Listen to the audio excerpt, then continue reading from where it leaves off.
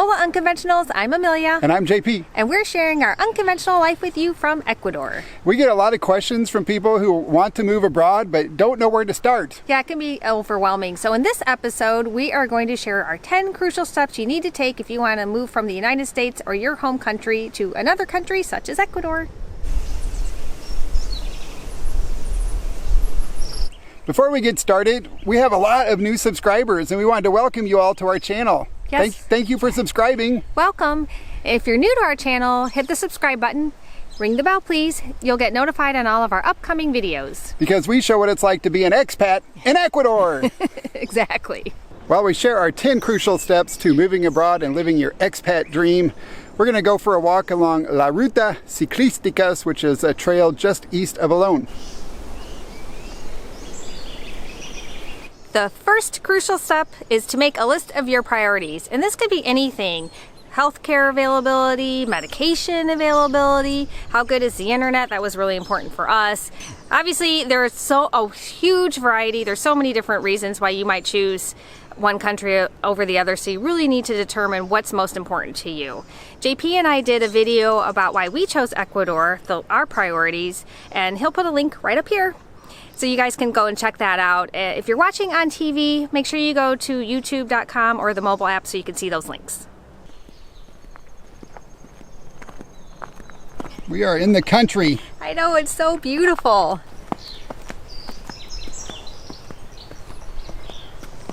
The second crucial step is to choose one or more potential expat destinations. When I was doing the research, I started out with the International Living Top 10 list. That was a really good place to start, and I kind of branched outward from there. But that kind of gave me a good idea of where a lot of the expats are choosing to live abroad. And then I just watched as many YouTube channels as I could find from those areas. I read blog posts, I looked up stuff on social media and groups, and just tried to learn as much as I possibly could about those destinations before we narrowed it down to our final list. We call this part of the trail the Lost Walk, and we're going to show you why in just a minute.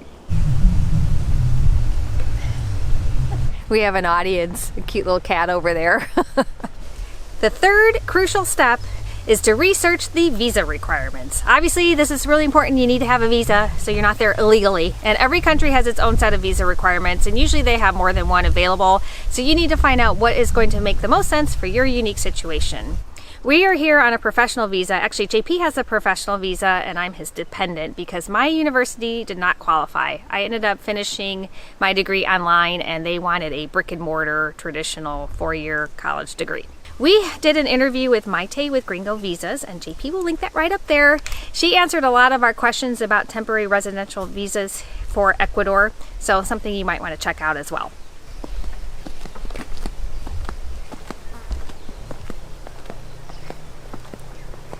The fourth crucial step if you want to move abroad is to join some expat support groups online. When I was looking at Ecuador, I joined the Ecuador Expats Facebook group and the Cuenca Expats Facebook group, and that allowed me to meet some people who are already living here and talk to them, ask them some questions, and then also we can meet up with them when we came here on our exploratory trip.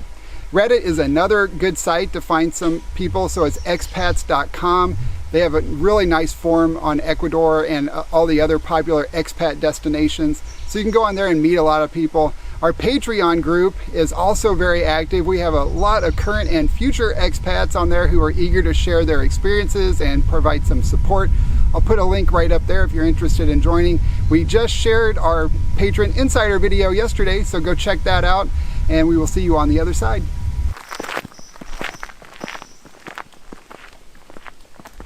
The fifth crucial step is to take your exploratory trip. Some people move abroad sight unseen without ever visiting. That's what I wanted to do, but Amelia wouldn't let me. No. I was like, no way in hell am I going to another country and going to move to another country without ever visiting it, and I'm really glad I did.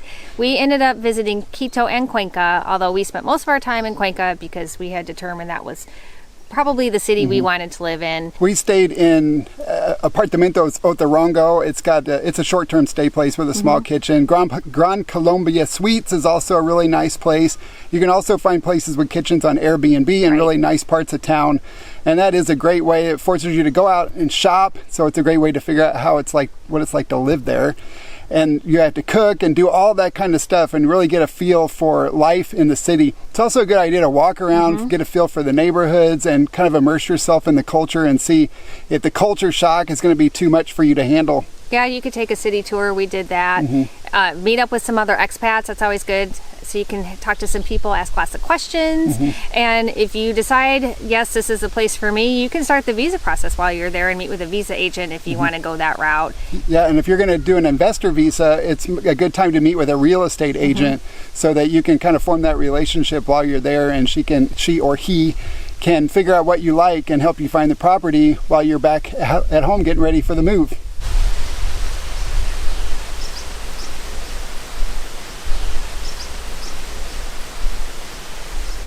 The sixth crucial step is to create your plan. So after you return home from your exploratory trip, you're going to want to determine what your timeline for your expat exodus is, and determine if you need to transition your income to a different source. So are you going to quit your job? Are you going to retire? Do you need to make income online or from some source that you can work from anywhere? So you need to start that process really early. Also, are you going to bring kids with you? Do you need to enroll them in school? So you're going to need to research the school options in your destination country. If you're bringing pets with you, your little furry friends, then you're going to need to get shots, and those are different requirements for different countries. So you'll need to research that and figure out what you need to get your pets, how you need to get them ready for the trip. And there's usually a really strict timeline for that too, so make sure and pay attention to those dates. Some other things to consider when you're creating your plan are, do you have a home you need to sell? Home sales can be unpredictable and they can take several months, so you definitely want to give yourself plenty of time for that. After you sell your home, are you going to need a short-term rental? Something else to think about. Are you going to keep all of your belongings, or are you going to sell them? If you decide you want to keep your belongings, you probably want to work with a relocation service company such as Relocation Services of Ecuador. We did an interview with Paul Wilches, and JP will link that up there so you guys can get some more information if you want to bring your property to Ecuador. Do keep in mind you can't have a car. You cannot bring a car unless you're an Ecuadorian citizen. So another thing to think about, do you have a car you need to sell? And importantly, start working on that language. I thought I knew all sorts of words, and then I got here and I didn't know anything. So it never hurts to start that process early in your planning stage. We used some apps like Duolingo and Memrise. We've heard some people have used Babbel and they like that a lot. You could also try Rosetta Stone or Fluence. Normally when we walk over here, there is no cars, nothing. We might see one motorcycle the entire time. Today it's like Grand Central Station. There's cars, trucks, motorcycles. Nobody on a bicycle, though. We haven't seen a bicycle yet today, but that's usually a common thing considering this is the bicycle route and we haven't seen a bicycle. It's kind of funny. Here's a truck. Are you choking on the exhaust fumes? Yes, but it'll dissipate here shortly since it's a little breezy today. It is, and they're gone. These beautiful horses, they're all very curious about us. Yeah, they're checking us out. Hola, caballos. The seventh crucial step is to determine what you want to do yourself and what you want to outsource. We moved to Ecuador with 4 suitcases, 4, that's it. So we didn't ship anything. We had an estate sale. You can sell all of your stuff online if you're going to go that route, but we just didn't feel like dealing with a bunch of Craigslist people visiting our house. So we had an estate sale and hired a company to do that. It can take up to 2 months to get that on the calendar, so make sure that's part of your plan. You might also want to work with a visa agent. If you don't speak the language, it's really useful to ask somebody who does to help you through the process. You might also want to work with a pet carrier if you don't want to bring your own pets with you. We opted to bring our dogs on the plane with us, so we didn't use a pet travel service, but those are available and they do take some of the stress out, but they are very expensive. The 8th crucial step, decide what you want to keep, what you want to get rid of, and what you want to store.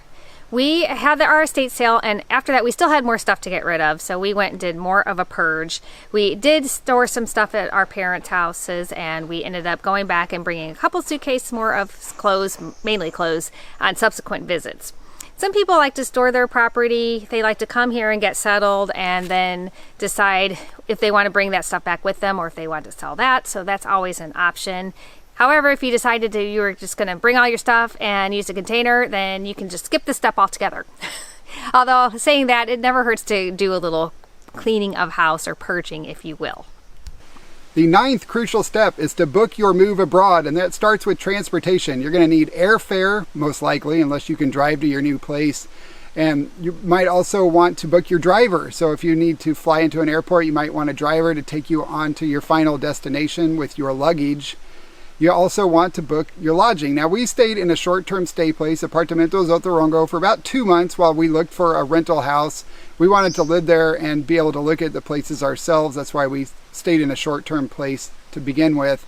You can also rent and just move straight into a new place once you get there. You also need to make arrangements for your pets. There are restrictions the airlines have about heat and cold as far as temperatures go. They can't fly all the time, so you need to make sure that when you book your flight, your pets can be on the plane with you. And also, some of the airlines are not allowing large crates anymore. So some people that we know are booking private charters. Those are really, really expensive. But when your dogs and your cats are part of the family, you got to do what you got to do. We brought our dogs with us, and we have a video I'll link right there of our pet travel, Daisy and Alicia's excellent adventure, and it talks all about the requirements and our experience bringing our pets here. The 10th crucial step is to start your expat dream life abroad, and you may want to start with saying your goodbyes. It can be tough, but obviously you want to say goodbye to your family and friends. Yeah, that's the hardest part for a lot of people. Yes. You also want to pack your suitcases, make sure everything fits, and turn your car into the dealer. That's one of the very last things that we did before we left for Ecuador. Yep. Don't forget to confirm your driver and your lodging. You also need to book your ride to the airport. Yes, and finally, take a deep breath. At times you're going to feel scared and overwhelmed. I know that I did, but it is worth it. It is totally worth it. You're going to have an incredible journey living your new life abroad. In the beginning, I said we called this the Lost Walk, and that's because when we came out of that jungle trail the very first time and saw this little housing development, I said it looks just like that community in the TV show Lost. Yeah, and it especially feels like that because we rarely see anyone actually in the community. Yeah, it's a little creepy. Moving abroad from the United States to Ecuador has been an incredible experience for us. Yeah, it really has. We've met people from all over the world and done things we never thought we would do. It's been amazing. It's really rewarding, educational, and enlightening. Highly recommend it. Yes, and I think that's all we have for this video. If you liked it, leave us a thumbs up, please. And if we forgot any steps or if you have your own crucial steps, feel free to leave those in the comments below. Yeah, we'd love to hear your input on this.